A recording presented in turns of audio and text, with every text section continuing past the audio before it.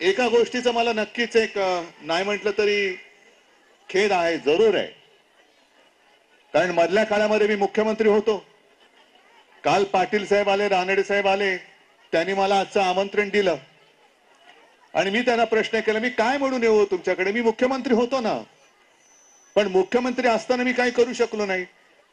मग त्यांनी मला सांगितलं की उद्धवजी, तुमच्याबाबत हा प्रश्न आमच्या कोणाच्याही मनात नाही, कारण तुम्ही ज्या काळात मुख्यमंत्री होता त्या काळात पूर्ण जग कोरोनाच्या संकटाचा सामना करत होता आणि हा सामना माझं नाव पहिल्या 5 मुख्यमंत्र्यात येत होतं. हे माझं नाव नव्हतं, हे तुमचं सगळ्यांचं नाव होतं. कारण मेहनत तुम्ही करत होतात.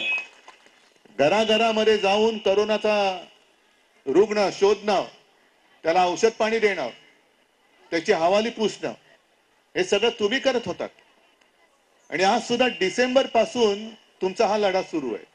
ऐकतंय सरकार? म्हणजे आता काही 2-3 प्रश्न पाटील साहेब तुम्ही बोललात तेच मी घेतोय. त्यांनी विचारलं, नवरा ऐकतो का? अरे हो की नाही?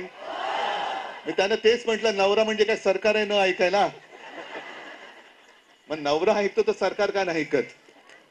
कारण आपण अजूनही एक थोडीशी करुणा, दयाबुद्धी तुमच्या मनामध्ये आहे. प्रत्येक वेळेला आंदोलन पेटलं